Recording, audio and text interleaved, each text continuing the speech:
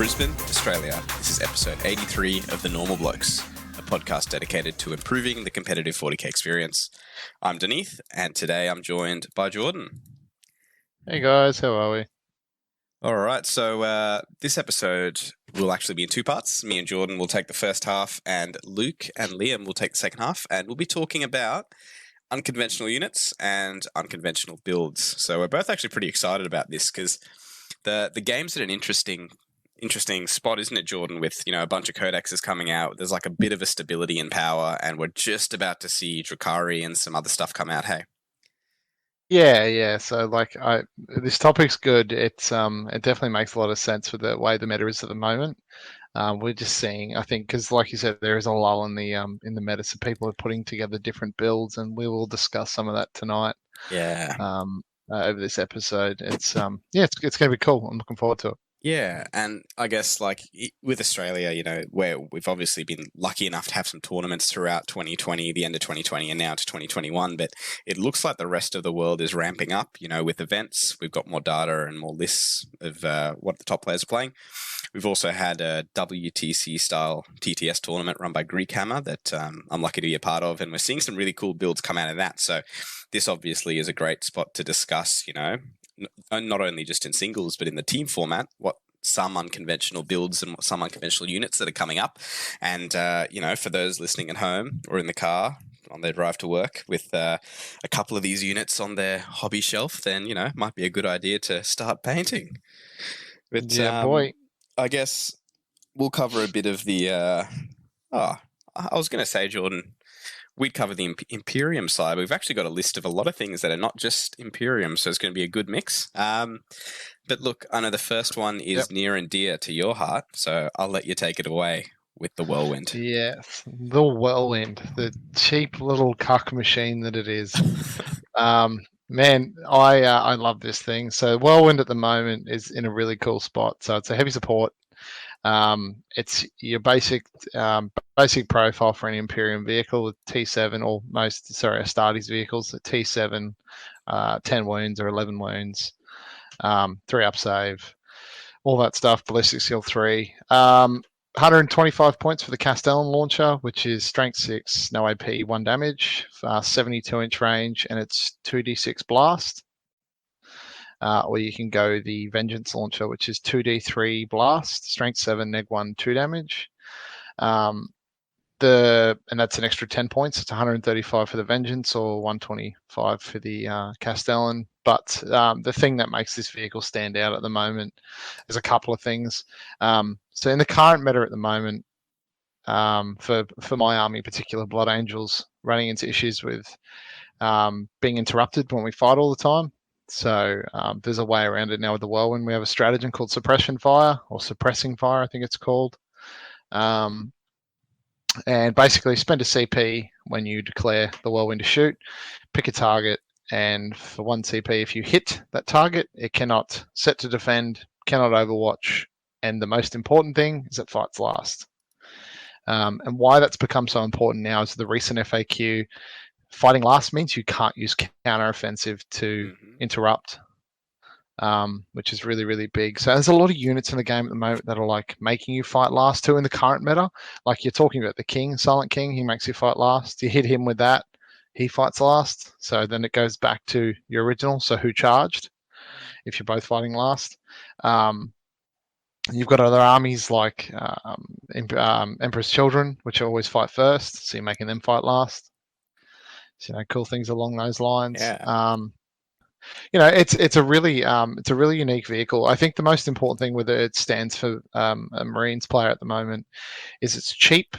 It can sit on a backfield objective behind a building, which is really cool. So if you can protect that objective, it can just sit there and shoot. The range is awesome, having 72-inch range. You can target all over the table, and it brings armies like Harlequins. It can make their game a little bit more hard because you can use the stratagem to say a unit that you believe your opponent's going to send into your deployment zone next turn, as Harlequins do. They like to double move and then charge, fall back, all the jank. If you can make that unit fight last, when it hits you, it's not going to fight, and you're going to fight it first. And also, it puts that pressure on their backfield or they're little guys that are trying to hide in buildings, you can just hit them with a whirlwind every turn. And it will also force players to make mistakes too, or make them want to go for the whirlwind. Mm-hmm. Yeah, it's Well, gonna that's make what I've them, been finding anyway. because like as a Blood Angels player, Jordan, you don't care about that whirlwind in your backfield dying, right? I do not care. Yeah, I just, as long as it gets to put a couple of units fight last, and like it doesn't bother me if someone wants to go for the whirlwind. They've got to get through like 20 Sangard and Vanguard vets and Death Company. It's like, yeah, good luck yeah. to you. So I mean, it's it's in a good place at the moment, that whirlwind. I'm so concerned because there's so much right now with Dark Angels making you fight last with psychic powers. There's so much fight last and fight first kind of floating around at the moment. It's going to yeah. be interesting where it goes. I mean, it's essentially like we've got a whirlwind. The captain from the front line has given us the order. We've loaded a Judicaire into one of the missile pods and a Death Jester into the other, and we fire both missiles at whatever we want to, right? It's like a long range Judicaire and a Yeah, long range Death Jester. Like it's so good. And I've it's personally incredible. been caught with my pants down against this because we've played a few games, Geordie, and in my head I go, okay, my big Deathwatch kill team with 5 Inceptors, with fives, with hitting on fives on Overwatch, I'll pick up a few Sangard in Overwatch. So I was playing Yeah, a good guy in our local scene, Reese Pianta, at a local event, and I was like, oh yeah, 30 Sangard, this will be fine. I'll slowly chip him away. I'll keep that Inceptor unit safe.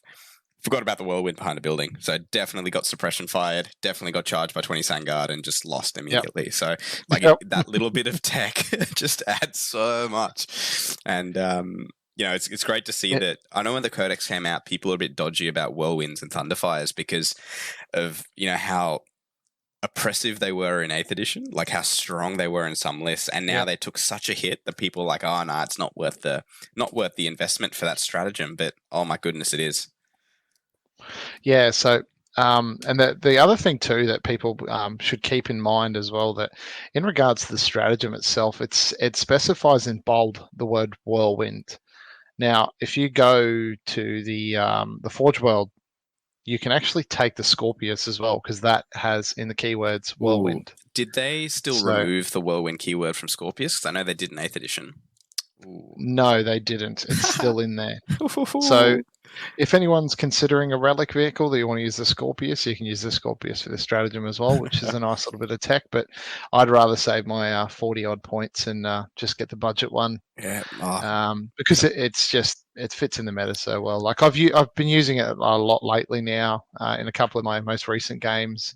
And probably the most notable one was recently against Nathan. I whirlwind one unit of I think it was 8 Lich Guard because I'd already killed a few, and charged another 20 man. mhm. Sorry, no, I whirlwind a 10 man and then charged an 8 man that I'd already brought down. So I fought with the 8 man first, killed the 8 man, and then the obviously 10 man couldn't fight, and I killed that as well. That's funny So I as. killed 20 Lich in one turn just because of that tank. If I didn't have the whirlwind, I would have lost, very likely would have lost 8 Sangard. So Yeah, wow. that just proves just then and there what this vehicle can do. If you can stretch and reach out and grab units, especially with a melee army like Blood Angels, or even if you're looking at Raven Guard or White Scars from Marines list, if you're looking at going mono melee and you want to have, you need this. This is a tool that you need. It's unbelievable tech. It's Yeah. like it might be 125 points. It could be a troop choice. It could be a character, but it just does something that you know so especially Blood Angels they have been struggling with for some time. So I love this thing. I think Well, it's the greatest addition to the list. even stuff like the Waldark and Luke Pierce, like Black Templar list, right? Because you can Yep, devout push into something, but they fight first. You just hit it with a whirlwind, then devout push in, and then you fight. exactly. And it's a really good. I found it's a really good counter offensive as well. So say you put a unit out, and your opponent's only got. So say you go push into send one big brick into the middle of the table, and it's in a position that it could only be charged as a counter offensive next turn. Well, you whirlwind the unit that you believe is going to be the unit that charges you, Yeah, and that changes your opponent's their whole the whole perspective on the game changes because they look at you and go, that was a good play because now I can't really counter assault. I need to change my it's plan. it's huge. Yeah, Um, and like I've had to put counters in my list to be if I get Whirlwind back. Mm. I've had to add a Librarian in my list with Veil of Time Dude, just yeah. so I can switch it off. Because if you get suppression fired, so the way the wording is at the moment with fight first and fight last is if you have fight first and you're made to fight last, it cancels it out. But if you have, like for example, Emperor's Children, if you make them fight last, they still have fight first. So it just cancels both out. But it's good if you're trying to get charges off and you want where you want to interrupt and make people fight. Mm. But against, like say, Dark Angels right now, if they psychic power you and make you fight last, well, I can cast Veil of Time. But if they shoot a whirlwind at you and make you fight last, you can Veil of Time to turn that off. Yeah. At the moment, that's where that stands, which is really handy to have because whirlwinds, I think, are going to start showing up really soon. Yeah, and even like with the So, density of terrain, with what obscuring is doing, and the second that like these like not horde but light infantry armies like Jakari, Orcs, Admech start coming up, these whirlwinds are actually going to be killing important shit like in the backfield. yep. So Yeah, like that's right. they're only going to get better, I think. But yeah, it's insane, Agreed, man. man. But wait, we're 13 minutes in. All we've talked about is Space Marines. Let's talk about a way to beat Space Marines, Jordan. So Let's do it. if we've been paying attention, or if you've been looking at what's been doing well, obviously Dark Angels taking over the world. White Scars are still strong. I like to think my boys in the silver shoulder pads, the Death Watch, are not too bad, but we're all failing hard with them. White Scars, Templars, all these Marine builds doing really well, but obviously we've got to find a way to cut across this, and Death Guard as well, tough as fucking nails. 2 wound Marines with 2 and 3 wound Marines with -1 damage, like just built in, and the Dark Angels list essentially has that same durability with the pennant. We got to find a way to break through this, Jordan. How are we going to do it? Mortal wounds. Yes. So the next, not really unconventional units, but unconventional builds we're going to talk about are some builds that will build around mortal wounds, I guess, and mortal wound output, not just in the psychic phase, but in multiple phases. And if you guys want to hear a bit more about this, have a listen to the Art of War Down Under podcast this week. I caught it last week on the patron side. And if you're not a patron of Art of War Down Under, fucking sign up, because the second episode this week when Solly and Marigold were talking with Adam about some of these builds is excellent, but we'll just touch on it a little bit. But the first one we had was the Necron Catan build. Now, have you played against this, Jordan? I have. I played against a similar, actually not a Catan build per se. I played against a similar list Liam was playing that does a lot of mortal wounds. Yeah, tell me about that. How did you find playing into that as a Marine player? Stressful. A lot of your stuff dies. So my game against Liam, I had to hide a lot of my stuff, and he was still doing mortal wounds from out of line of sight. At this point, we had already had a discussion pre-game because Blood Angels have a Warlord trait for a 5-up feel no pain to mortal wounds aura. Mm-hmm. It's a Warlord trait, so I gave it to one of my characters and said, hey, I just want to trial this to see, because at this stage I believed mortal wounds were starting to come up in the meta again. It's returning as it was in 8th. So at that stage, I gave it a run, and it didn't work out too well in my favor, but the math on it would have helped. But yeah, pretty much once you come out into the open against that list that Liam was playing, it starts to really punch out some mortal wounds, and it makes you play stupid. It makes you do dumb things because there's nothing worse playing 40k when your opponent is doing all the dice rolling and sitting there going, cool, man, I was going to start taking models off the table. It's like playing against the Imperial Fist artillery list, because like a lot of those Catan powers that do mortal wounds, like stuff like Cosmic Fire and Skyfalling Stars, like Cosmic Fire every unit within 9, Skyfalling Stars, what is it, like pick 3 units within 24? Like it's a huge range. Don't need a line of sight. Like you can be hiding behind buildings, trying to score objectives, and Nightbringer's just slamming you with mortals every turn, and it makes people freak out, and it makes people really play differently and play stupid, being like, oh, I got to dive that Catan, and then they just lose more models. And all these mortal wounds, you've got so many layers of durability on Marines and Death Guard now. You've got potentially 1-up, 0-up saves. You've got invulnerable saves, 4-up or 5-up. You've got even custodes, 3-up invulnerables. You know, you've got apothecaries bringing guys back. You've got neg 1 damage. You've got neg 1 to hit. Mortal wounds cut through. All of that shit. The mortal wounds just ask, how many points did you pay for that wound? Okay, it's gone. That's all they do. It's dead. So, yeah, we actually, Yeah. interesting story. We had a Necron mirror match on the Greek Hammer Teams event on TTS, where our Necron player had 60 Necron warriors, and the king. And the opponent Yeah. had not 60 Necron warriors, but 3 Ghost Arcs and 30 warriors, 3x10. So the same fire output as 60 warriors, but also had 3 Catans. And the Catans would just use, because you had 3 Catans, you've got all your Necron powers. So you just pay the strat to swap out a Catan power on one of them, so you double up on the good one. And our poor Necron player just didn't have a game. She was like, okay, I shoot 60 gore shots, I get hit by 60 gore shots and 30 mortal wounds. What do I do? And I can't reanimate to them. It's so potent, heavy. man. Yeah. It's funny because up until recently, mortal wounds they weren't really around. You weren't getting a lot, and not a lot of armies were using them again. Because G-Dub had put a big nerf on it. Had cut it back. You know, Death Guard were an army that could just dish out so many mortal wounds in the past with all their grenades and stuff they could do. You know, they've been dumbed down a bit, but now there's other ways, and Necrons are another one that can do it. Yeah. And there's also nothing Time's Arrow, man. There's nothing worse than just having a character standing there in the open and he just goes, yeah, that dude's dead. How many wounds does your what do you mean, librarian have? He's dead. I rolled a 3. He's gone. It's hectic, man. Especially if, like I said, if those lighter infantry armies roll around and those really important 3 to 4 wound characters, you roll up to a Shadow Seer and roll a 6 on Time's Arrow, it's up, see ya. You're dead. Yeah, and it's so savage, man. But I think with Catans as well, getting the same rule as Gaz did, where you have to do it over 3 phases. And then also the fact that they get wounds back as well. Yeah. Because they still get living metal, don't they? Yep. Yeah. If you're a shooting only army, it takes 4 turns to kill the Catan, and I am sure your opponent does not give a fuck if their Catans die turn 4. I'm sure they literally don't care, right? No, because that's 4 turns if you're getting mortal wound to death. Yeah.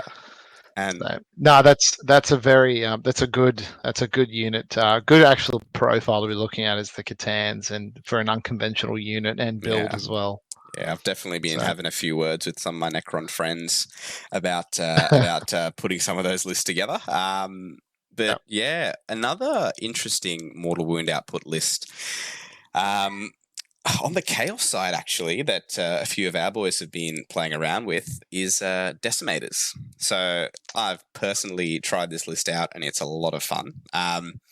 Essentially, what you do is you get a Forge World Decimator. Now, these lads have some guns called Soulburner Petards, and they got 2 of them. Total of 4d3 shots. So let's say 8 shots, right? They hit on 3s, and when you roll to wound on a wound roll unmodified of 2+, there's no damage, but your opponent takes a mortal wound. So it just shoots mortal wounds. So let's park 3 of them next to a Lord Discordant, so they all hit on 2s. Let's get a Master of Possession nearby to cast Infernal Power to reroll hits of 1 and wounds of 1. So we're hitting on 2s, rerolling 1, wounding on 2s, rerolling 1s. Now, let's make all of this Iron Warriors, and let's give the Master of Possession a Warlord trait called Demonkin. Or Demonsmith, I think it is, to explode 6s like you're an Imperial Fist, Jordan. So hitting on 2s, rolling 1, exploding 6s. And let's make them all Mark of Khorne, and then let's have a, Khorne Demons patrol, just a little sneaky Bloodletter bomb, and a Bloodmaster with a sick Khorne Demons relic called the Crimson Crown. So any wound rolls of 6 generate an additional attack, feeding back into that loop. So you just got, 3 Decimators with 95% efficiency with exploding. So it's cool. I see that Dark Angel's Terminator unit have 32 mortal wounds. How many points is a Decimator? It's 180. So 3 Decis, the Disco Lord, and the Master of Possession will take you to about 750, I think. Or maybe a bit more, close to 800. So you've got a full 1,000 points to, and then a Bloodmaster and a Bloodletter Bomb is like, another 220. So you're sitting at about Yeah. 1,100. So So what are we looking at profile-wise for the Decimator? Because this is important. toughness 7, Yeah. 12 wounds, 5 up Yeah. invo base, and you can cast Cursed Earth with the Master of Possession for a 4 up invo. All right. They have a Chaos equivalent of Living Metal, which heals a wound a turn. Iron Warriors have a strat to heal a flat 3. Iron Warriors Nice. also have a strat when targeted to have a 6 up Feel No Pain, and Iron Warriors also have a strat when targeted to reduce AP by 1. So if you get hit by mass AP 1 to push you to your invo, you can go 1 CP. I'm going to make that AP 0. So there's some pretty sick 2 plays. up or a 3 up armor? 3 up armor. So it's like a Dreadnought chassis, kind of, for 180 points that shoots mortal wounds. It's fairly fucked. Yeah, Dreadnought with 12 wounds. Is it -1 damage? No, it's not. You don't get everything, mate. You can't have the world. I was going to say, for 180 points, that's a bit broken. Yeah. So what are they called? Soul Burner Petars. Yeah. And so the profile is 2d3 for each weapon. Yes, and it's got 2 of them. So the Okay, one so 4d3, shortfall is 24-inch range. It's a little bit light on range, but with the way the current game is played, you can push these lads. They got a 9-inch move, and these are all assault weapons. So you've got before advancing, you got a 33-inch range threat range. That's no joke. Then you can start advancing them if you want. So it's real interesting. It's like a little pocket, a little gun line, and I mean, we haven't seen the Chaos books yet, but right now with the synergies you have so many things you can add to this archetype. Like I've been mucking around with the Bloodletter Bomb, 3 of these, some Cultists and Rhinos, and 2 Exalted Keepers Secrets. And they pretty much like play goalkeepers for the army. They sit on the flanks being like, come at me, I got some keepers. And then you got a Bloodletter Bomb either in the wings or literally body blocking your army, being like, there's 30 letters here, come in. So, you know what they kind of remind me of? What? They remind me of back in 8th edition, the twin autocannon dreadnoughts. Oh, the little rifleman. Yeah, the rifleman dreads that used to sit on the flanks and just shoot all game. Oh, yeah. Yeah. That's obviously they do way more damage than those do, but in that current meta at the time, they were very useful. Oh, man. Yeah. Anyway, I've talked enough about this list that I'm super excited about. I'd like to credit Rory Argent and Luke Pierce for helping me with it. Yeah.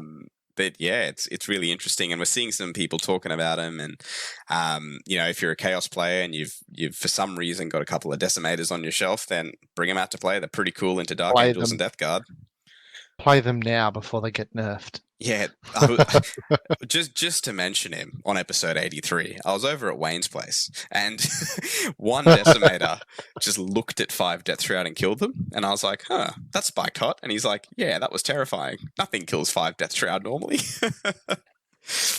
And then you do it again. Yeah, then you do it again. Dude, seriously, anything that pops its head out is just copping like Wound City. Like poor Harlequins stick like 10 players out and they just get auto deleted against this. Like that's the thing with Mortal Wounds, man. Like it doesn't care. You can't about balance your profile. it, right? No, it doesn't care how tough you are. It doesn't give a shit at your armor save. If you're +4 in cover, like it just does not care. It's like I don't care, you're dead. And I can see you, you're gone. Yeah, and even today we got some sick releases on like the new Electro Priest that may or may not be real, but AdMech is another army that really dishes out mortal wounds, and they don't just do it in shooting or in that phase. They can do it in shooting with Wrath of Mars. They can do it in combat with the Electro Priests. They can also start bombing shit, like the bombers do a fair bit. So like there's some really interesting AdMech builds that on the WTC terrain, for example, it's so dense that like a bunch of us are looking at running like 60 plus priests and like 27 dogs. No transports, no termite drills, just lads running around. And holding objectives and model learning everything. Yeah, so AdMech, it's not something I've explored yet. I'm keen to test it out, but it's definitely, and I've been talking to Josh McGowan, he's been helping me a lot with this kind of stuff as well, but AdMech's definitely an option that can mortal wound out some Marines. But yeah, are there any more builds you can think of, Jordan? Not at the moment. I think there's some other, not mortal wound wise. There are definitely some more unconventional units and builds send it. that we could definitely talk about. I guess we could probably talk about light vehicles and Hmm. spamming of light vehicles. Yeah. Probably start with the armigers from Yeah. the old cheeky knights because they really haven't been anywhere in the current meta. Yeah. Um, And it's so cool, I right? have Because not seen a knight. at the start of the, I guess, edition, we saw stuff like the Unkillable Order Change and like the Telemann Dreadnoughts and stuff, these big tough things coming out. Yep. And then like now we're seeing, with eradicators rolling around and big bombs of like Plasceptors and stuff, these big things are losing value because stuff just drops in and kills them. So Yeah. like if you, let's say I'm playing a list with 5 eradicators, right? What do I shoot if there's 11 armigers in front of me? I'll kill one, and then 3 of them will kill me, and then they'll just walk forward, right? Like, it's Yep. terrifying. And we've got a couple of local players in our area playing, multiple armigers. I know Nick Argent's at the recent team event, he ran, like, I don't know, a boatload of armigers and Mortarion. It's like, what do you But it was shoot? What it the was fuck do 9. you shoot? It was possibly 9 armigers. I think they had the lightning locks Yeah, man. And those grav lads and with the then Morty as flamers well. and oh jeez. Yeah, it's fucking unreal. Like Yeah. it's such an overload list and it's really interesting. The armiger base is like just small enough to fiddle around these heavy ruins that we're seeing. And they've got a movement Yep. of like 12 or 14, so it's no joke. Like they're sprinting around. Yep. Um all their weapons are They've actually assault. Like, oh, it's and good. they've got a very good. They're actually a good profiled vehicle. Um, they like, as you said, they move quite the distance. They've got good sized base. They've got plenty of wounds, toughness 7, like any other vehicle. They've got a good save. They've got an invulnerable save to shooting. And then they're not pushovers in combat. Like I mean, you swamp them with bodies, they're screwed. Yeah. But yeah, they're like in the current meta, like they're definitely in a weird position where they can really push them list and put a lot of pressure on Yeah. them. I mean, Uh, even if you trap them, the little knights with their little mini glaive have a sweep profile, like double their attacks at weaker damage, so they can actually start cutting through hordes, like really yep, interestingly well. um, yeah, but there's some really good amalgamations you can do with like an armiger spam list. Like we've seen, like Nick Argent run it with Morty, the Unkillable Lock, and some other chaos stuff. Um, we've seen some stuff like some of the Canadians. The Canadian team had an armiger list with like 15 AdMech dogs in front of it, so you can't charge it. Like, holy fuck. That's yeah, so yeah. terrifying. That's cool. Yeah, and like there's so many applications you can do both on the Chaos and Imperium side. So I'm really keen to see what people do. And then, that whole archetype of light vehicles, you've got Drukhari that had their recent, I guess, boosts and, buffs with their points changes with Venom spam and things like that. We've got, potentially chaos builds with, Torn Berserkers and Rhinos and, Plague Marines and Rhinos could be good. Some of the Sisters Yep. transport builds are coming up. I'm excited, man. I actually, well, even talking about the sisters, at the recent team event, there was Danny Giles was running a Yeah, the sisters Mech mech, Sisters, mech right? build. Yeah, had a couple of the Exorcists, which again, they're a vehicle that we're not seeing. But I like looked. Obviously we played against Danny's team, and I looked at the profile of the vehicle. I'm like, dude, that thing pumped at like, what was it 3D3 shots now? Oh, with the Um, oh man. the strength, it's like strength 8, neg 4 Oh, d6 the damage on Exorcist. Yeah, the Exorcist launcher. I was like, this thing's incredible. It's dude, and it's like obviously it's gone up significantly in points, but it's still an awesome vehicle. yeah, dude, and like Assistive Battle Immolator with like the twin heavy bolter and the front heavy bolter now has 9 Yes. damage 2 shots that don't cop a heavy Yep. penalty, and you can just take the shooting one that like boosts your shooting, the shooting Sacred Right, and like oh my god. It's interesting, like as we're talking about this, that the immolator with the 3 heavy bolters, like it's really cool in that marine meta, but right now with all this neg 1 damage getting Hmm, around, yeah, it kind of goes back to being what it was. yeah. Um, I guess yeah, that. and it's still really good. Like Yeah. strength 5 is still an awesome profile in this Mm. current edition. Strength 5 neg 1 2 damage is just awesome. It's still Yeah. even 1 damage. And then, like, you've That's got this truck, right? This bitch of a truck that's shooting 9 shots at you. What are you going to do? From 36 inches away, you're going to shoot it? You're going to waste some resources to shoot it? Oh, yeah, I guess I'll kill it. Oh, 5 OBSEC girls get out. They're still there. the whole that objective. like it's just so debilitating. Like, I was playing this chaos list with the decimators, not to go back to it too much, but it had some decimators, had some keepers, had a disco lord, and then it just had 2 rhinos with cultists. And like people would be like, "Fuck, I've got to shoot these rhinos because they're like they've got obsec cultists in it." But then I just get killed by decimators. It's like this. If you just overload with like this light mech, it's such a interesting like problem in the meta that some armies just aren't built to deal with.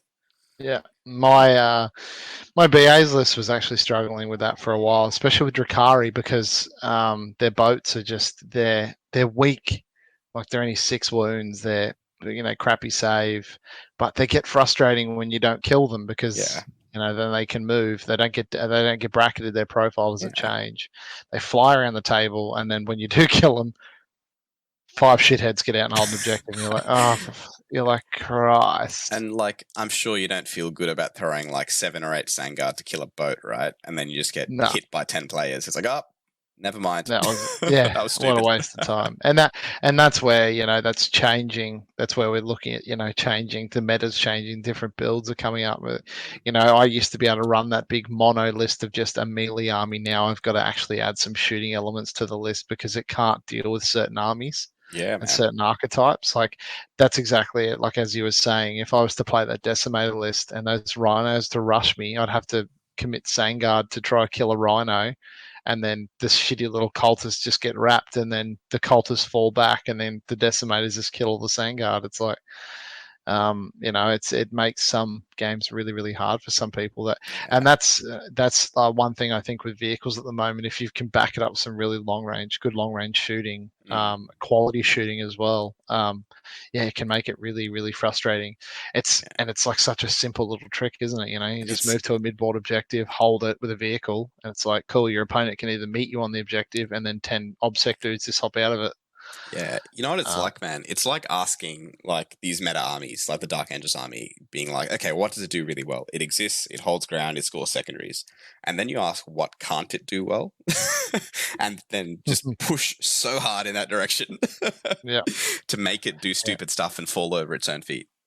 But yes, that's right. yeah, I guess there's a couple other cool vehicle builds actually. Like there's on not to plot over Marines too much because that book is deeper than anything. But like there's Iron Isn't it just? Hands, Iron Hands, and Ultramarines dreadnought spam list. Iron Hands essentially are just ridiculous because they've got access to stuff like the Iron Stone and things like that, and they've got access to super healing. So you can even take like what a few people were doing is taking Iron Hand's successor dreadnought lists with like the +1 to hit exploding sixes, chapter tactic, and things like that, or taking the Ultramarines dreadnought lists with the Seal of Oath to get full rerolls against something. Yeah. I played an Ultramarines player with my Death Watch, and he's like, "I'm going to Seal of Oath your big Indomitor kill team." I'm like, "Fuck, that's got to stay behind a building for 5 turns." It's not coming out. Yeah, And like it's cool because with the change to bring it down as well, the secondaries, yep, these vehicle lists are now they're kind of rearing their heads a little bit more. yeah, They're starting to show up a bit more, which is really cool. it's letting them come out to play. Yeah, It's Yeah, that's it, and that's what we need. We need like this just adds so much change to the addition to like we're seeing vehicle spam again because vehicles were nowhere. Like people were like, I'm just going to go mono infantry builds because you can't score secondaries against it. Well, now it's like you can still take a handful of vehicles and your opponent won't score enough points, so they just unless it's a mono vehicle build. Yeah, yeah. so it's really cool, man. I like these changes, this unconventionalness. Yeah, like some of these like light vehicle lists will be like, yeah, I'll give up 6 to 8 points on bring it down for my opponent to get 0 primary. Yeah, that's a good play. Yeah. Like there's some missions and against some armies they'll do so well, but yeah, I've got one more to talk about, and it's very specific to one of my factions. Jordan, do you have anything to touch on before I send it? Um, no, I think I might just mention too in regards to these vehicle builds, as you were saying with the Iron Hands and Ultramarines Dreadnought builds. Um, as we said, with the secondary change is really cool, but also the neg 1 damage as well. Being it's just so common at the moment. It's becoming really popular, and I think neg 1 damage on a Dreadnought profile is actually it's kind of sexy. It's in a good spot right now because they're not a bracketed profile. There's so much 2 damage around as well. Like 2 damage is the most common profile at the moment. Again, decimators don't care about your neg 1 damage, but but yeah, no, that's it, man. I think we've covered all that, and we'll go on to the love of your life, Oh, Denise. mate. So, for anyone who's listening who was at the Gladiator Gaming Team event, you saw some dickhead called Deneath run a Death Watch list with a very interesting plane called the Corvus Blackstar. And holy fuck, that thing rocked my world, bro. Like, it was so cool. Yeah, So, Deathwatch have an interesting problem of like everything costs a lot of points, and if stuff's sitting in your backfield doing nothing, it's just doing nothing, and it's just like a dude with a shield and a bolter. But it's also obsec, so it's really nice if you can just lob it into a corner and for it to do work. And the Corvus is essentially like a Storm Talon-esque, Storm Raven-esque. It's probably closer to a Storm Raven, isn't it, in terms of stats? Yeah, T7, 14 wounds. It's got a few less guns, but it does a little cheeky mortal wound bomb. It can carry 12 lads, so it can. that's the icing on the cake, the Yeah, 12 dude. lad bit. Yeah, you can put 10 obsec vets that are otherwise doing bugger all sitting in your deployment zone, or you can put 5 jump pack lads, or I had a lot of fun putting 3 veteran bikers in there sometimes. But the coolest thing about this sneaky little plane is there's a 2 CP strat to shroud it, to make it untargetable unless it's the closest eligible target for the whole of the first battle round. And obviously, this is really interesting if you're going second, because you've got this plane, you put some stuff in front of it, and you go, I can't shoot this plane. Oh, you to your opponent, they can't shoot the plane. And like I had a few games, like I had a game against Chris Robinson, 15 Harlequin bikes at the team event. He went first, and I just had my Gravis team standing in front of the plane, and I was like, "Cool, you're going first. 2 CP, can't shoot the plane." And the second he targets the Gravis, I pop the strat to have an extra save, and I'd be in cover, so I want a 2-up save against Haywire, so I don't care, right? But the coolest application of this is when you do stuff like go first, you use the strat, fly the plane into a corner, and then throw something like a big kill team or a small infiltrator unit closer to your opponent. And your opponent's like, holy fuck, I've got to kill this useless kill team in front of me while there's other stuff scoring objectives. And then I've got this plane like in my flank that I can't shoot with my gun line, where next turn 10 obsec vets are getting out. And like it makes like with the plane in the Deathwatch list, I scored like 12 plus on engage on all fronts in most of the games. Like it was incredibly useful for that. The fact you can fly it off the board is cool. Which I don't think a lot of people with flyers are thinking about right now as well. It keeps them so safe, man. And yeah, wow, and one game I was getting pumped by like a big gunline list, and I stuck 2 of my remaining While We Stand units that had 2 to 3 models left into the plane and flew it off turn 5. And I was like, wow, this plane just got me 10 secondary points by shoving my While We Stand into it. Like, incredible.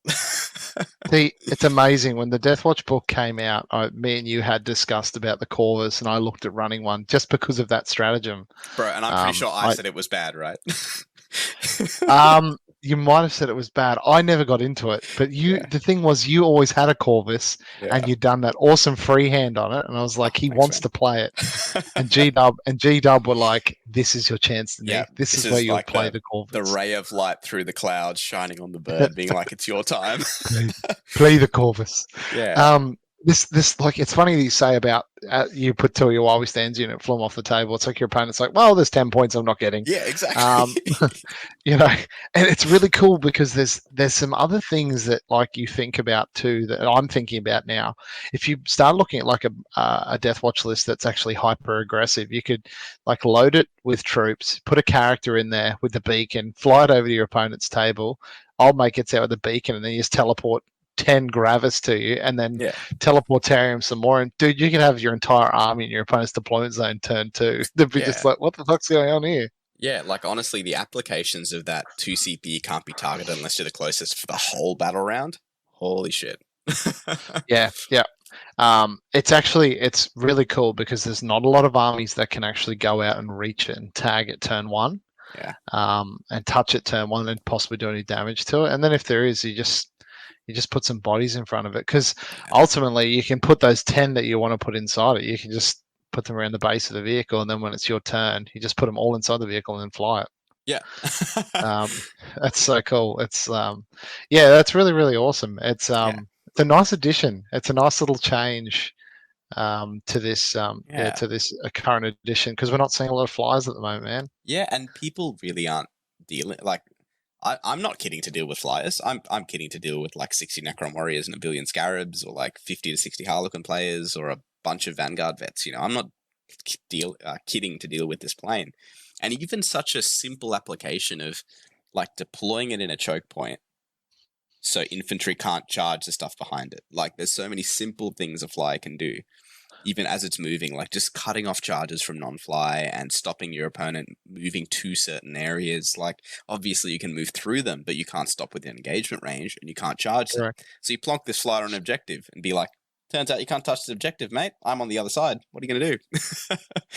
Like, How does that work? I wonder if you're touching, say, your Death Watch are touching the rear of the Black Star's base. Does that mm. mean that your opponent can't charge? Well, if Because your opponent can't declare on it, right? So so yeah. yeah, if they're not fly, and there's even more interesting applications. If I'm really going into the Deathwatch book, that really need an FAQ because Deathwatch have this power. I think it's called Neural Void, where you target a unit, and the effects are target an enemy unit, neg Oh, one attack, and you can only I know the charge the one. closest. You can only charge the closest. What if the closest is a fucking flyer that they can't charge? Like, it obviously You needs an can't charge. FAQ, but it essentially means like 20 possessed on the other side of the table, or 10 Harley fucking infantry aren't charging anything because the Deathwatch Corvus Black Stars are closest. Like, that obviously needs an FAQ. I'm not going to go out and use that, but there are so many interesting applications that people could That's so probably use a cool. flyer for because it actually cuts off all these foot troops. And Yeah, it it's it. does. It does, Yeah. man. So if you have not just for Deathwatch, but if you have a flyer, guys, and you want to test it out, honestly, this just started by me going over to my mate Wayne's place and trying this flyer, and then I was like, "Holy fuck!" This thing's dumb. Yeah. So Um, and it's funny too. How many points is the Black Star? Uh, if you kit it like I kit it with the Hurricane Bolter and the ignores, okay, it also ignores the benefit of cover. So, like on Of top of course it that, does. yeah. So I kit it out with the Hurricane Bolter and that, and the Black Star Rockets just some extra chaff clearing and the Assault Cannon. So it comes to about 200 points. I think it's 200 on the That's nose. So that's not bad at all. yeah, it's like a 10% tax on your army for utility. So it's kind of nice. Yeah, yeah, and that's exactly it, because most of your army can go in it. Characters can go in it. It's a good way to hide characters. It's Mhm. if you're worried about getting times arrowed by some Catan, you just throw them up in your flyer and they can't even shoot it. They can't even target it. Yeah, That's actually really, really cool. Nice yeah, little change too that makes that singular vehicle. It's very unconventional. It's the same as the Whirlwind. It's that single vehicle that doesn't do anything apart from yeah, offer that extra tool yeah. And it's to your like army list. and on an army like that, and a lot of armies like Grey Knights, for example, Luke's definitely trying some stuff out with Grey Knight flyers that he'll probably talk about in the second part of this episode. But like adding a flyer to a list that scores like banners while we stand and, another secondary that gives nothing, like your opponent has no reason to shoot the flyer other than Yeah. to stop the flyer doing its thing. Like my Death Watch list goes, cool, that's, 7 las cannons that aren't shooting my Inceptors. Or, the Grey Knight list goes, cool, that's 2 whirlwinds that aren't shooting my Paladins. Not that 2 whirlwinds do And anything to Paladins, but like, yeah, it just takes shots away from the shit that actually matters. And it's so nice. and it can hover too, can't it? Dude, yeah, it can hover and Yeah. like, it's so nice. So it's really cool. It's got the ability to hover. It's got the other big thing too is it's a vehicle. So that in the I remember in eighth edition, it didn't have power of the machine spirit, so it couldn't move and be firing a ballistic skill. It was additionally neg one to hit, so it was like Yeah. always hitting on fours. And I think you could. I think it used to hit the like ground targets with +1 or things like Yeah, that. it had rules that helped it against those targets. And I know Yeah, it but had some. now it's Yeah, I know it now had it's a lot a. better. Now it's got like its Halo launcher, like lets it reroll ones to saving throws against fly or something like that. But I just take the ignores cover. But yeah, I mean, for those listening, like the way that I guess not just me, but anyone comes up with these ideas, is just put them on the table and try it. Like, don't let someone telling you that something's bad or something's not going to work in your list stop you from just giving it a try. Because you might find a really interesting application, like the Whirlwind and the Blood Angels lists. Some of these are mech archetypes that we're talking about. That's the only way you'll test it, really. That's I right. guess, yeah. Anything else you want to like Jordan? Like you added a unit of Vanguard vets into your Blood Angels army, and I went, oh, you could just have more Sangard, and you found it was awesome. Like it did so Yeah, I much work. still do. Yeah. And like I've made so many changes to my list. I removed a character that I thought was so essential to my army Hmm. list. And I've played like 5 games, and I'm like, I don't even miss it. Yeah, dude. I don't even know it was there. And I've used those points to buy a whirlwind. And then I had plasma inceptors in my army list, and I removed them because I'm like, I have abundance of 2 damage already Yeah. with Sanguinary Guard. It's like I don't need short range Inceptors when I can go get some long range multi melters on attack bikes. Like you find tools that fit your toolbox, and then Yeah. go the way you like to play. Like I like to play hyper aggressive, but I'm learning now to play more conventional, more defensive. So it changes your game plan a little bit, makes you play a little bit differently. So I think this edition right now, where the meta is at the moment, I think having more tools in your toolbox is really, really important.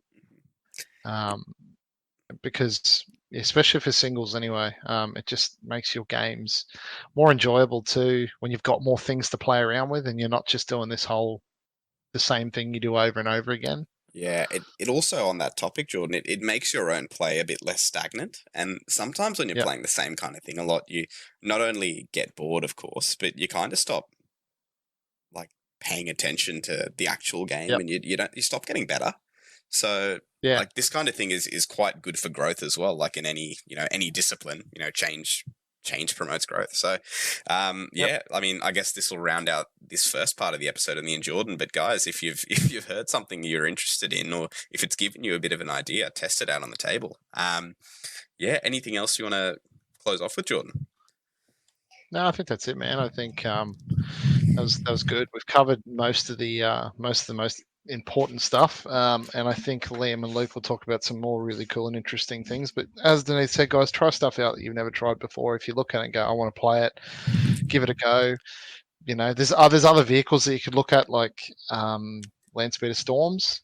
They're a good Oh, we laugh, didn't even 55 touch on points. storms. No, we don't have enough Yeah, time to talk about storms. no, They're but so good. they're another really cool vehicle to look at. Yeah. They've got some really cool stratagems. They got good maneuvering. They're tougher than a normal land speeder, which is kind of weird. Um, yeah, they're just really cool, and they're super cheap, 55 points, and they can like move 18 inches. So again, take those midfield objectives, hide, all that sort of stuff. Really, really cool. Yeah, man.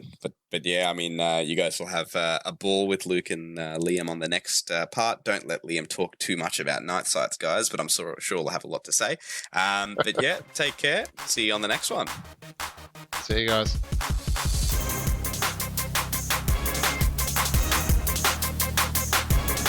All right, guys, and welcome back to the second half of episode 83 of the Normal Blokes. Today, we're having a bit of an ongoing chat about some unusual units in the 40k game. Units you may have heard of but haven't seen on the table and would like to find out a bit more about what they do. They're also a bit of a chance for Luke and I to join in on the gas bagging session about our famous favorite units. How you going, Luke? Yeah, I'm good, man. Keen to talk about some unique units that we don't really see. Woohoo!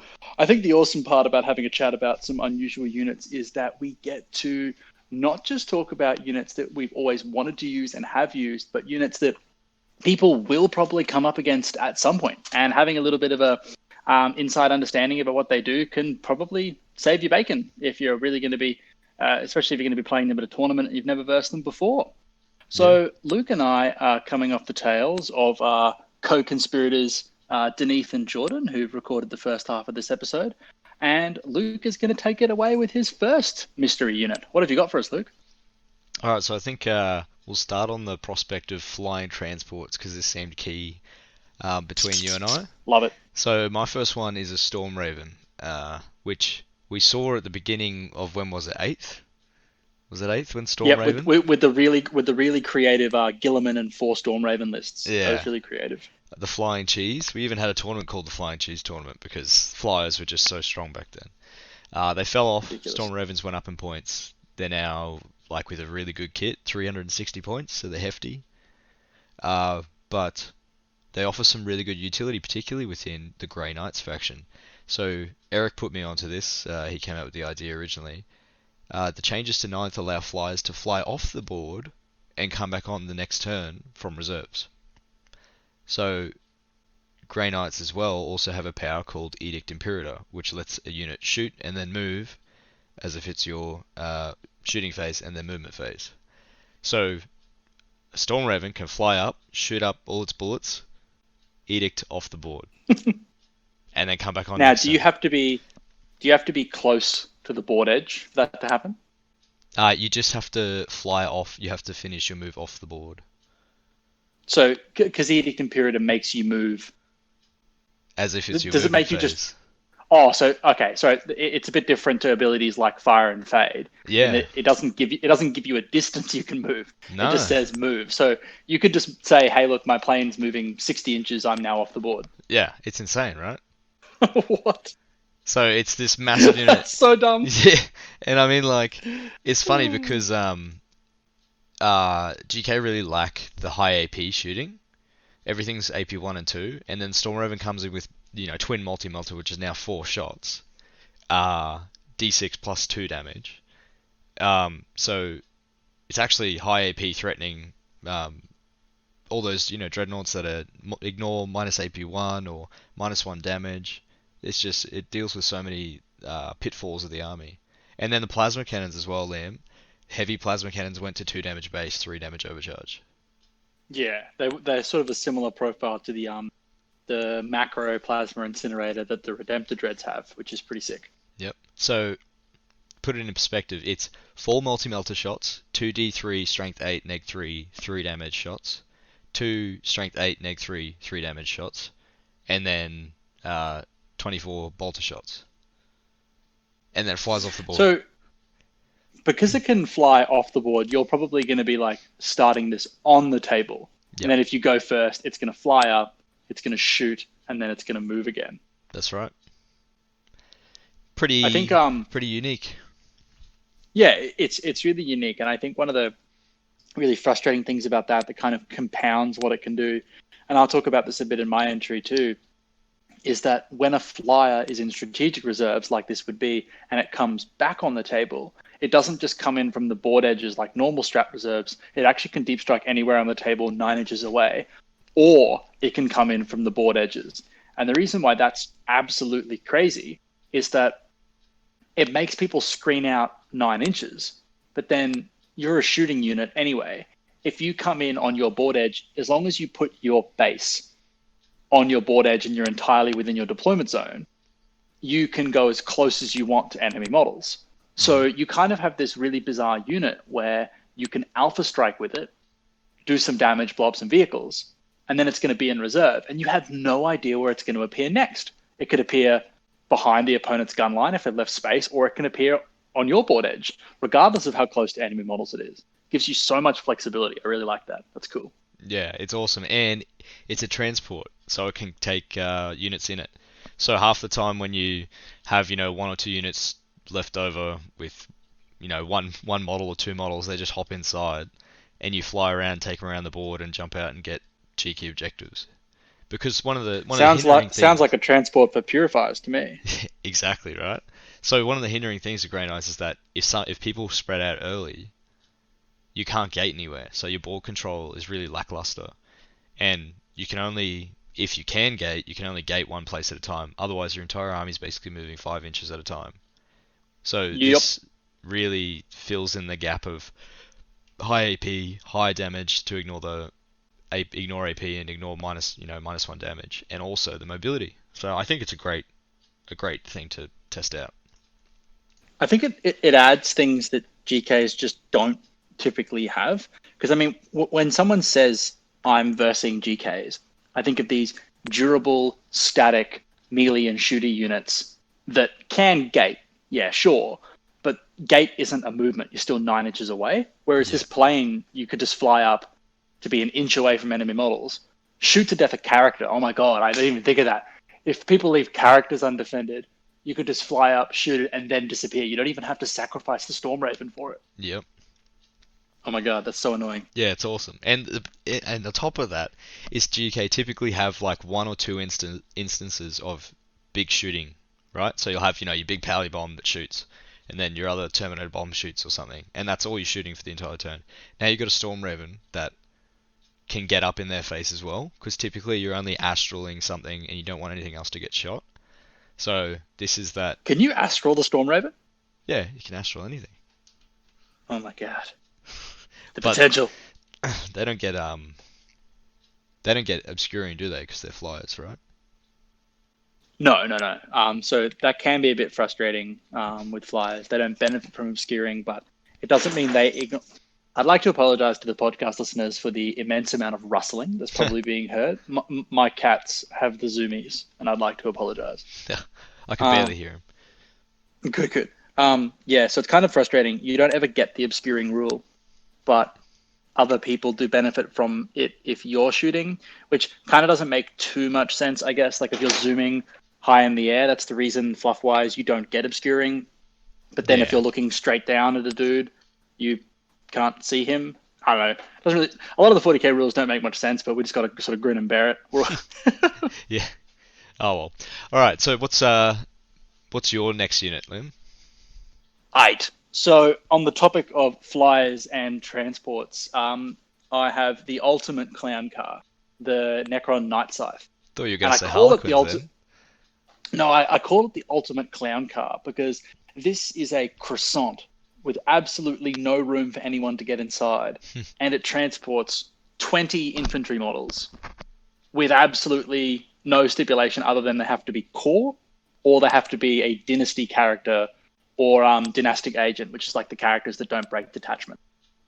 So there's a couple of things about the Night Scythe that make it meh. I wouldn't ever say anything about it is bad. A couple of things that make it meh, and then you start to read the stratagems and the combos and you're like, wait a minute, this is some flavorful jank. So Night Scythe is 12 wounds at T6, 3 up armor. So it's, below average in terms of durability, but it's neg 1 to hit because it's a flyer, so like kind of balances out the not being T7. It doesn't have quantum shielding, doesn't have an invo save, unlike a lot of the Necron vehicles. So it is kind of lackluster in terms of durability. Of course, it's a flyer, so it moves 20 to 60, and it can fly, advance to go lots more.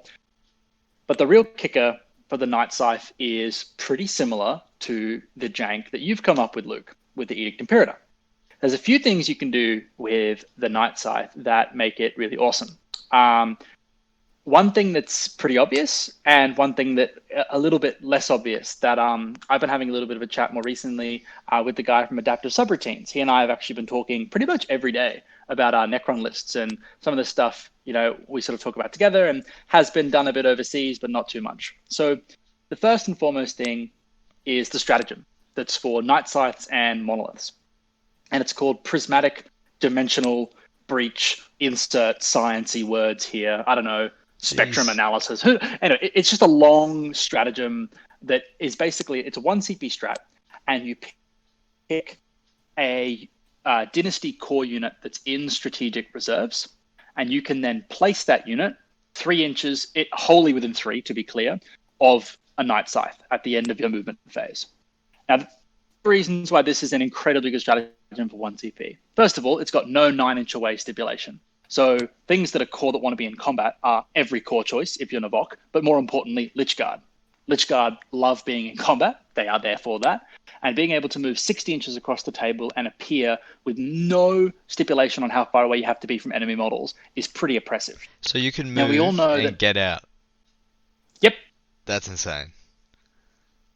Absolutely. And as far as I'm aware, at least in the very cross-sectional analysis of the Brisbane meta, I have not seen people do this. I've never seen a Night anyone do Scythe this. A Night Scythe is only 135 points. Now, the reason why that's not, cheap and dismissible, but a unit of 10 Lichguard is 280 points. So you're paying less than 50% of the cost of the unit that I see loads of people take to essentially deliver this unit across the table in a turn.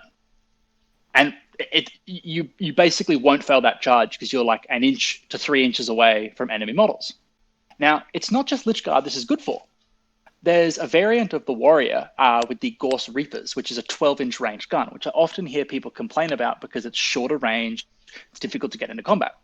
Now, it's kind of hard to deploy 20 warriors in a 3-inch gap around a flyer, but I've been doing it lately in a couple of my lists. And you can just, so for example, for 260 points, so a bit cheaper, you can buy 20 warriors with Gorse Reapers. These guys are all OBSEC for one, regardless of what dynasty you pick. And you could just fly a Night Scythe 60 inches across the table, deploy 20 warriors out of it, shoot 40 strength 5 AP2 shots, and then charge. And the overall combo comes in at less than 400 points. So you could do this reasonably twice for less than half of your army. Now, that's pretty oppressive because that's going to go and that's going to take somebody's home field objective off them. This gets even worse when you consider that Necrons have a faction trait, which everyone's seen, the Eternal Conqueror's Custom Dynasty, to make everything OBSEC, and things that are OBSEC become double OBSEC. So this means that if somebody's got a Night Scythe and 20 warriors, they can take all your objectives off you with one unit. It's really easy to do when each of your warriors count as 2 OBSEC models. It's pretty oppressive. Now, that's not even the big ticket item, because the standard dynasty that everyone's playing, I'm not even talking about some sort of like niche dynasty that no one's ever heard of. The Relentlessly Expansionist and Eternal Conquerors, that's the 6-inch pregame move and the OBSEC. Now, the 6-inch pregame move, it just says you do a normal move. Same thing as your Edict Imperator trick, Luke. You can use this to move the flyers off the table. The reason why this is, in some respects, better than the Edict Imperator trick, weird flex but okay, is that you do the 6-inch scout move before you know who's going, so after you know who's going first. My apologies. So you deploy 2 Night Sides at the front of your army, for argument's sake.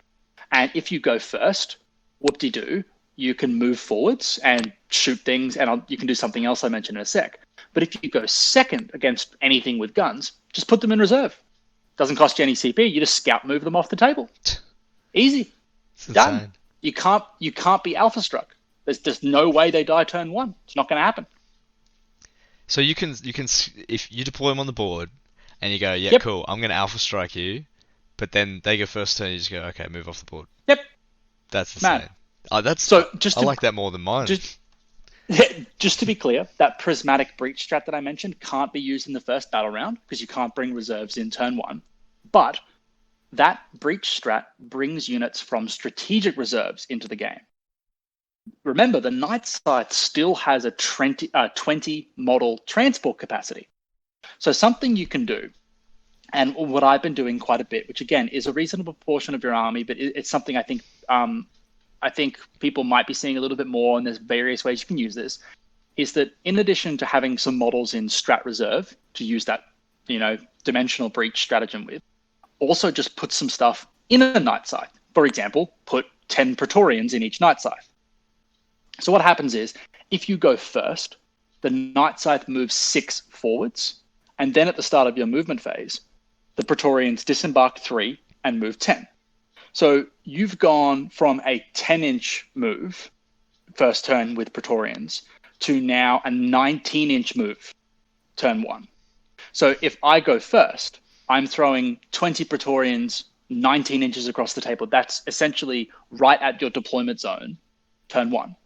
Let alone if you're playing Search and Destroy, then I'm actually in your deployment zone, turn 1, with 20 Triarch Praetorians, which is exactly a quarter of my army, and they're good in combat, very good at killing Marines. But more importantly, if you go second and you put those planes in reserve, what you do is when you deep strike them, you put them on objectives, so that then if people shoot and kill the planes, as they want to do, 10 Praetorians just disembark onto an objective, and then they're hard to shift as well. But the jank continues, Luke, because that prismatic breach strat that I just mentioned can be used in the same turn you deep strike a Night Scythe. So if you go second and you put the Night Scythe in reserve, people go, cool, I've screened out 9 away. Well, the Night Scythe comes 9 away, but then the dudes who get out are 6 inches away, not 9, because they have to be 3 from the Night Scythe. So even if people try and screen you out and they win the roll-off to go first, you can then essentially charge super reliably off the deep strike with Lich Guard or Warriors or whatever the hell you want to do. So yeah, Night Sides are a Swiss Army knife of awesome melee and reserve jank. I love it. I think it's awesome. So the Dimension Breach strat So it's kind of hard to wrap your head around that you can't use the stratagem on things that are actually embarked in the Night Scythe. You can only use that stratagem on things that are in strategic reserves. So the list that I'm playing with has 2 Night Scythes with 10 Praetorians embarked, and then 40 warriors in strategic reserves. So it's like you're essentially double dipping on each Night Scythe. And the reason why that's super crazy is that whoop-de-doo, somebody manages that, like, I play badly, or some things don't go my way. If somebody kills both Night Scythes, only the Praetorians are in a bad spot. The warriors can just walk on like normal strategic reserve rules. They're not embarked in the Night Scythe. They're just, I don't know, off in the tomb world doing some angry robot things.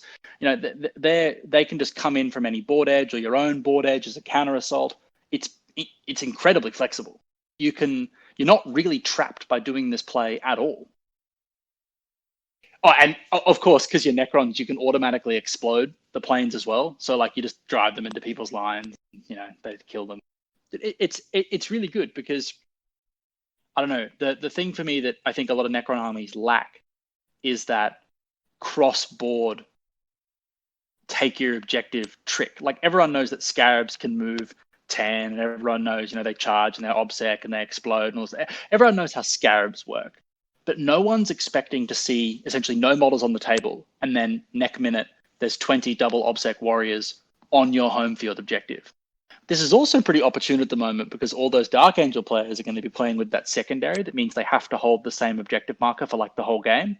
And I would happily sacrifice 20 warriors and a plane to deny them like 10 secondary points. That seems like an absolute no-brainer to me. Yeah, and all of the things that I'm really infatuated with in the Necron Codex are things that add to the mobility of the army. Because I don't think the staying power, the obsec, or the damage is things that they've ever really lacked.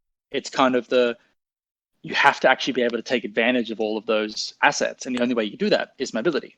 I'll talk a bit about another thing that I've been using recently after Luke's Unit 2. What have you got for us, Luke? What's Unit 2 for Luke? GK Interceptors are my second choice, sticking on the note of GK. They move 12. They are like Harlequin troops, so they basically have flip belts. They can move horizontally across terrain, ignore vertical distance. The good thing about them is that they have a 12-inch move, and with Edict they have a 24-inch move. So you can really reach out and touch the objectives. So when you pair this with the Storm Raven, for example, and Gate of Infinity, you got one unit that can gate to get out and touch objectives and move around the board. You got these guys which move 24 inches, and a Storm Raven. So it just changes GK's potential for mobility, which is something I really, really like. The second thing is they have an inbuilt Gate of Infinity. So once per battle, they can redeploy 9 inches away. Okay, so I guess I have a question about the Inceptors. Mm-hmm. Or sorry, I'm calling them Inceptors because I'm so used to being shot by Plasma Inceptors. What are they called? Interceptors? Interceptors, yeah. Interceptors, right. Jesus, GW. Just to have another one. Syllables. There's like 4 different names. Learn some more syllables. Oh my god. Quickly get the Incursors and the Intercessors to fight the Inceptors and the Intercessors. Anyway, with the once per game Gate of Infinity, yeah, I presume that's the standard stuff. Like you got to be 9 inches away. It doesn't count as you falling back. You can do all this other stuff. Yeah, that's right. Okay, so with doing that, there are some like interesting tricks, right? So obviously you can't do an action in the turn you fall back, nor can you do an action if you're within an inch of enemy models. But if you were already locked in combat and people considered your unit, in inverted commas, out of the game, you could just use that ability to leave combat and do scramblers, for example. Yeah, technically. That would be sick. It's also really good. Cool. It's so cool. Because if you're combining the 2 units you're talking about, like a Storm Raven and the Interceptors, you're not going to be able to Edict and Period of the Plane when it comes back from reserve, because you can't move again the turn you arrive from reserves. So you could, like, turn 1, Edict a Plane, and then turn 2, Edict the Interceptors. and you're not really losing out on anything. You know what I mean? Like, Mm-hmm. it actually, the two units you're talking about synergize well. Like, you're not really wanting more buffs than you have. No, exactly. And so, not to mention, there's also a stratagem land for 1 CP. They Here can we do go. that teleport jump any time again. Wait. Can you do that on the one unit more than once? Honestly, I don't know. Uh, I don't think there's I, anything saying you I, can't. I think we should find out because that's hilarious. I'm now imagining, I don't even know what I call it, but you know that theme is, Yeah, like with the guys running in between all the doors. That's yeah. literally the Is it Cotton Eye interceptors. Joe? No. Is it? Nah, that's not Cotton Eye Joe. Same tune. Same tune. It's definitely not even like remotely similar, but that's okay. Hey, it's close I for me. like That's what I'm imagining. what? It's not anyway. That we're gonna have a whole episode about Cotton Eye Joe now. Yeah, that's sick. I think interceptors actually really feel Here we go. kind of a I'm gonna find the thing. I know it's here somewhere. Oh, what the it's actually Cotton Eye Joe song. yeah. I'm gonna play it for you now. No, I'm kidding. I'm finding the stratagems, man. I honestly thought you were talking about the song. Um, I That's need to see really- the stratagem. I want to know if you can do it in the same tournament. I actually think that's insane. hey, sorry, you can't charge after doing Edict Imperator, can you? That's already no, you can't. You can't charge after edict. So Okay, Liam, because that would actually be ballistic. yeah, it would be insane, right? But yeah, that would be too strong because Terminator's moving 10 inches and charging. Be pretty strong. Yeah, no. So the stratagem says, use the stratagem in your movement phase. You can make a teleport shunt with an interceptor squad that has already made a teleport shunt earlier in the battle. I think you can, Oh my god. right?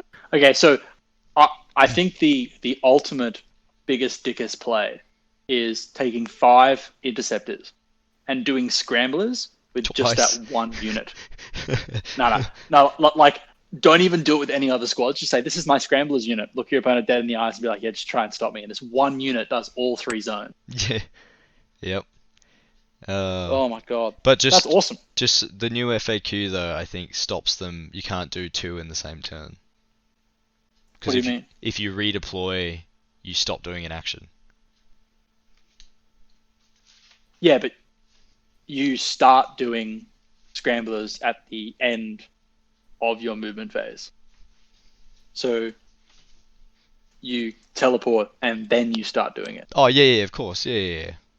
I just thought you meant because you can move twice, right? So you can move once with their innate ability, do it again to move again if you need to.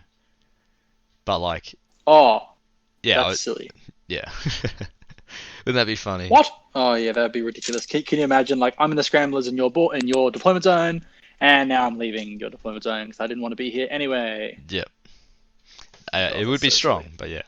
Anyway, so that's the interceptors. I think they're really good, and plus because they're a 10-man, I run them as a 10-man squad.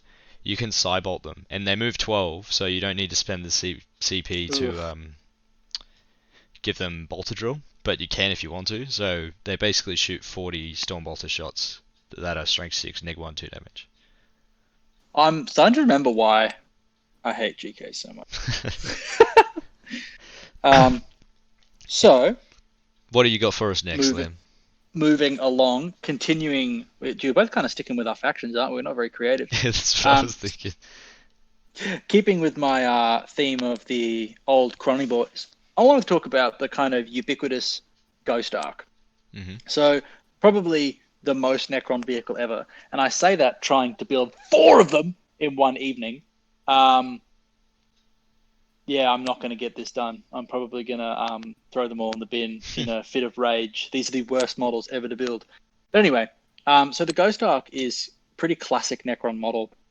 It hasn't changed too much in terms of like what its actual function is in many editions. But I think this edition especially, it's an absolute powerhouse of a model. And I've versed one once, and my opponent used it solely as a resurrection barge, which I'll talk about a bit more in a moment. But I think the Ghost Arc is actually an incredible model, not just in terms of what damage it can do, but in terms of its flexibility in the game as well. So to run you through quickly what a Ghost Ark is, it's a dedicated transport. Why is this good? Because pretty much all of the Necron slots are pretty heavily contested, apart from that one. So, for example, if you take 6 units of warriors, you can just take 6 Ghost Arks. Wouldn't recommend it because you're already looking at about 2,000 points, but honestly, you could if you want to. It also means that for every 10-man warrior squad you take, for example, you can just include a Ghost Ark and it won't bother your Force Orc slot at all. A Ghost Ark is 14 wounds. So it's not a slouch. It's not a rhino. You're in the 14 wound category where you're getting close to how many wounds a Land Raider has. It's got fly, moves 12 inches. Yeah, it degrades like most vehicles do, but you have to do 7 wounds to it to start it degrading. And like all Necron vehicles, it heals a wound a turn. The kicker is, it's one of the few relevant vehicles, in my opinion, that has quantum shielding. If anyone's versed a Catacomb Command Barge and dealt with how annoying those little buggers are, all of these Ghost Arks have quantum shielding. Now, quantum shielding is basically permanent transhuman. If you've versed Dark Angels, you know how bloody annoying the permanent transhuman is, so you can't wound them on better than a 4+, regardless of your strength or any modifiers or anything like that. So up against, Blood Angels, they're +1 to wound. Literally doesn't matter, but also it gives them a 5+ invulnerable save. So already you have a vehicle chassis that is more durable and has 3 more wounds and is faster than, and has more relevant rules with fly than a Space Marine Impulsor. To top it all off, the Ghost Ark has a 10-man transport capacity for infantry characters or warriors only, can't carry immortals. To continue topping it off, this thing puts out 20 shots at strength 4 AP1. 20 shots if you're within 12 or 10 otherwise. It's got 2 rapid fire 5 guns, one on either side. And thanks to the amazingly creative vehicle rules for this edition, it can shoot both of its broadside weapons in one direction. Now, of course, even though the guns are on literally opposite sides of the model, which makes no sense at all, but you can now do that. You can do a double broadside because thanks for that, G-Dub. But this is where stuff gets really, really cool.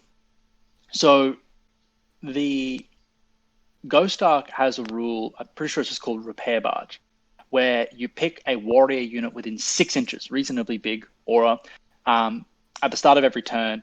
And I'll double check exactly what it is. I'm pretty sure it's in each command phase, but don't quote me on that one. And you restore D3 warriors to that unit. The reason why that's really good is that for a stratagem, you can make that D6 warriors rather than D3. What is especially good about that ability is it doesn't stop you restoring warriors from any other ability. So for example, let's say you have a 20-man blob of warriors that's hit by something hardy and knocks them down to 4 or 5 models. Let's just say 5 for ease.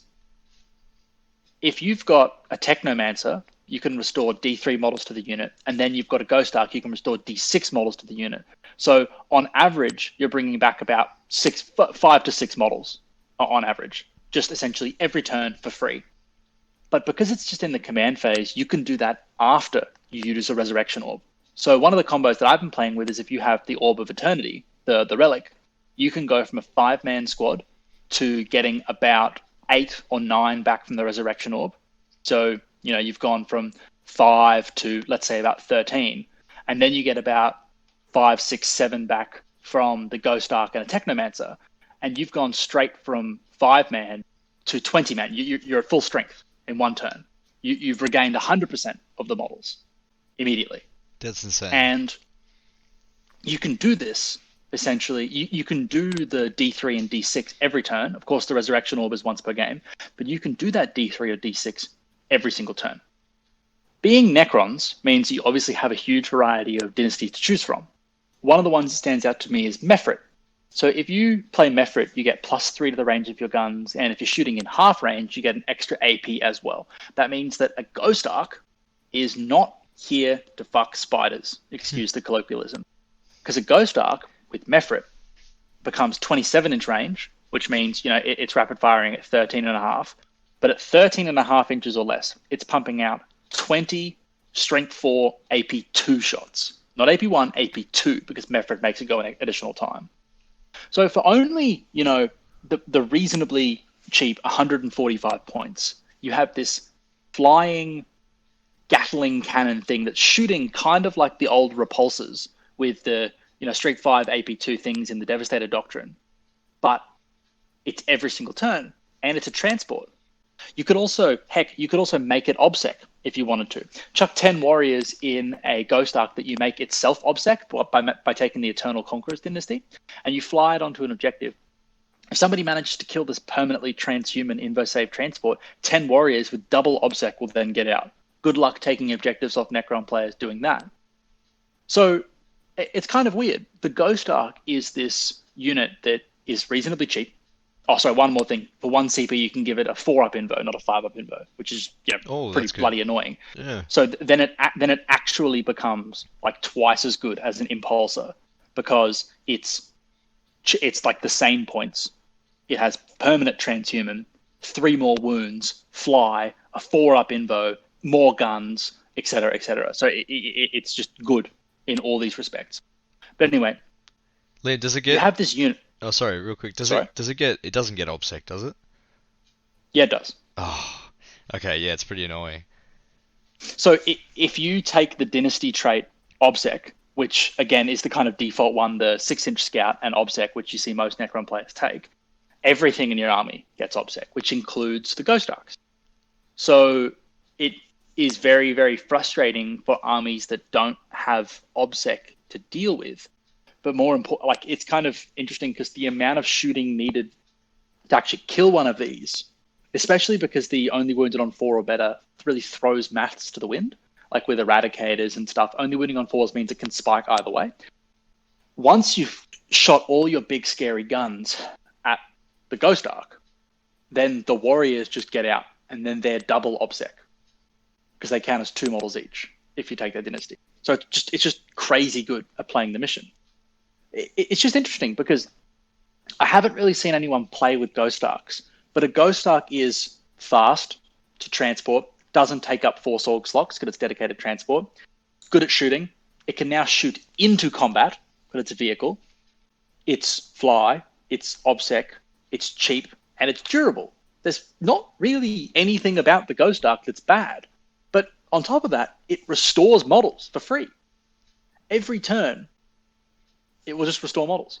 Yeah. Now, if you run crazy, so the way I see this kind of working is if you have like a little fleet of Ghost Arcs, let's say 4, maybe 5. I'm running 4, but if you run 4 of them and just literally run them all within you run them in a square, right? So all of them are within 6 of the other 3.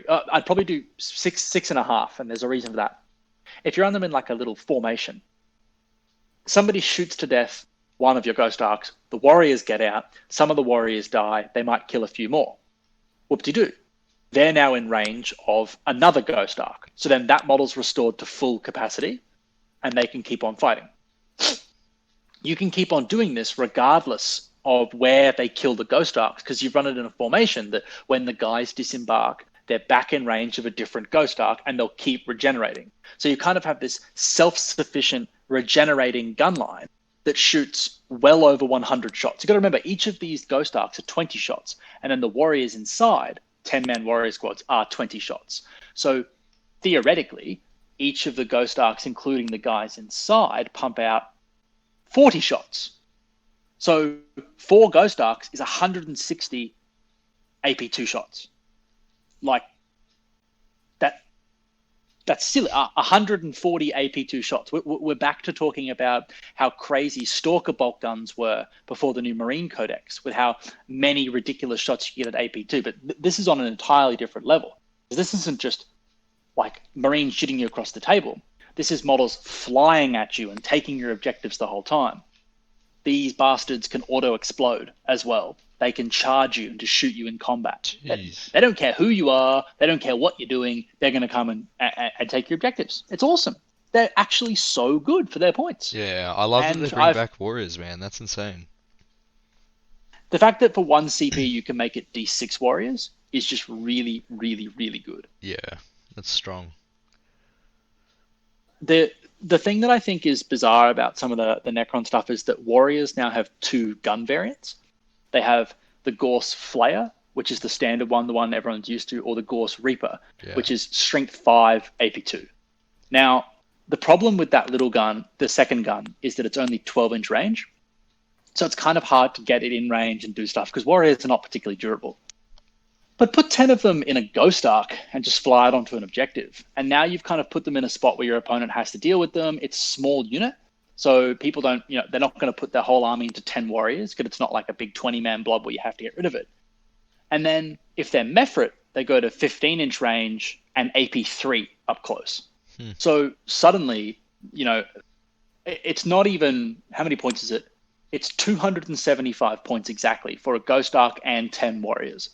And that combo, if it's Mephrit, will put out 20 shots at strength 4 AP2 and then 20 shots at strength 5 AP3 at close range. That's awesome. That's going to clear heaps of stuff. But that's without character buffs. That's without anything. These little units can just be independent. Take 4 of them, play Vital Intelligence, boom, boom, boom, boom, boom, put 1 on all 4 of those objectives, and your onus is on your opponent to go deal with you. Yeah, it's insane because the vehicle's obsec, right? And you know how annoying when you play against like Dark Eldar or a bunch of MSU units inside transports, you kill the vehicle, then they get out, and it's obsec on the objective, right? This is obsec, Absolutely. and then more obsec after you kill the vehicle. The warriors are double obsec. Yeah, exactly. Like how annoying would that be as well? Especially when, like, let's say you're playing against, I'm just going to say Dark Angels, right? And they charge your transport with 10 Terminators that are all obsec because of, rights of war. And they're like, yeah, and they beat your transport to death. Then your 10 warriors get out and they're like, cool, I'm double obsec. So now I've got 20 models on the objective. You've accomplished nothing. Well done. And so how many points is the transport itself? 145. That's really good, man. For only wound on 4s. Yeah. And 14 wounds. It's better than a Wave Serpent. I think it is, to be perfectly honest. Yep. It's really weird because it's got a 4-up armor, not a 3-up armor, but it gets an invo save base. And because you only wounded on a 4-up, it's ridiculously durable against like eradicators and high AP stuff, but it'll weirdly get killed by small arms fire. Like it'll actually get killed by bolt guns and stuff, which is interesting in some respects because the things that have mass small arms fire are not the things that Necrons struggled with. Necrons typically deal well with that thing because there's other infantry and you can beat them in a war of attrition. So the Ghost Arc is very well positioned, in my opinion, because it's hyper durable against the things that Necrons have no durability against whatsoever. Honestly, I think it is an amazing tech choice in the current meta.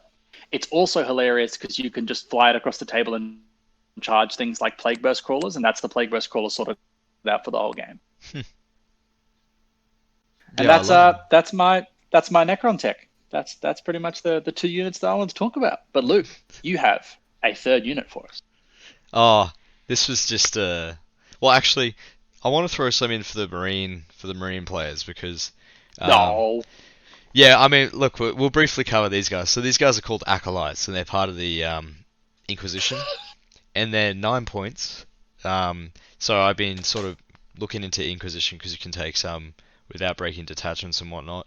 But yeah, they're 9 points for an Acolyte, and you can give them either a Plasma Gunner or a Multi-Melter.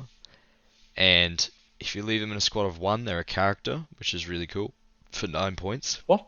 Yep, it becomes a character if it's a squad of 1, Liam. 9-point Scramblers. 9-point Action Monkey. Well, you can't Scramblers with a character, but otherwise that's sick. Or, sorry, like, 9-point Scramblers or / 9-point Action Monkey. So if it's not Scramblers, But yeah, so, and it's a troop, so it's insane. Okay. It's OPSEC. You can also give them with an Inquisitor. I think it's Xenos. I think you said it was as well. Yeah, they're the Auto Xenos. Yeah, it's a psychic power called Psychic Veil, I believe. And you can't target that unit, a selected unit within 6, unless it's the closest unit. So you can run a 10-man squad of these guys for 90 points, all with like melters or something. Probably in like a Sisters army, I'd say. Although, if you're doing this, you may as well just run, what are they called? Retributors. The Retributor thing. Yeah, the Retributors, the angry babes. But the last part about these guys is they get reroll or hits and wounds against a specific auto. So if it's Xenos, it's all Xenos, all that sort of faction. If it's what is it called? Hereticus? Yeah, the chaosy one. It's all Chaos and Demons. And there's one more which is Malleus, which I believe is Demons only. So I think the Hereticus one is all chaos and psychers, and then the Malleus one is chaos and demon. Oh, okay, there you go. Yeah. So the kind of weird thing about that is that the Malleus one kind of redundantly doubles up and goes like, yeah, you're good against chaos and demon, and there's like one demon model in the whole game that's not chaos, and it's the Avatar of Cain. So like by and large, the Hereticus is just better because it also works for all psychers too, which means like a lot of cool buff characters as psychers and all this other stuff. You get a lot of mileage out of it. Yeah, they're really cheap, really efficient. They reroll hits and wounds against them, so they're really good for that purpose. Very utility, very niche. I don't know when people would run it, but I think it's something you could look into. Now, but also like yep, the tech choices like this, a lot of armies like Space Marines actually kind of lack the extremely cheap action units. Like, I mean, your cheapest unit you're realistically going to be doing, backfield scramblers with is a unit of servitors, which is in a slot that you're probably going to be putting other stuff in. Whereas the Inquisitors take up no Force Org slot, from my understanding. That they sort of fill a no slot role, don't they? I believe so. I know the characters do. I'm not actually sure about the other ones. Keep going. I'll look it up. Yeah, because if I'm not, this might be me totally talking out of my ass here, but if they take up no Force Org slot, you have a unit that'll actually be very, very good at doing a mission while not actually impeding in your army list construction, which is a lot of the appeal for taking the Assassins. The Assassins have a similar vibe in that they don't actually take up any space in detachments. So you see people run like a patrol that has very little wriggle room, and you can actually include like 2 of every slot, 2 HQs. Then you can take an assassin, an inquisitor, and like the other things in this respect that are expensive, high tech, high reward choices, but they don't actually mess with your army construction, which makes things a lot easier. I know Hayden Waldup has played with all of the above, especially the assassins. He played with the Calidus for a really, really long time. What'd you find, Luke? Oh yeah, so this was the other thing I was going to lead you to. They can get into any Imperium transport, regardless of the keyword. So you can drop pod these guys in, and they just get reroll hits and wounds. So it's pretty crazy. But how big a squad can you take? Let's have a look. I think it's 10. And you can give every model a melter gun. Nah, you can only take 6. 6, okay. Yeah. So not as big as 10. Not as awesome as I thought then. But still, they're like 9 points, man, for a really efficient... that's a good trade unit. Just throw it in, do some damage, die. So I like it. If your army is battle-forged, the following rules apply, blah, blah, blah.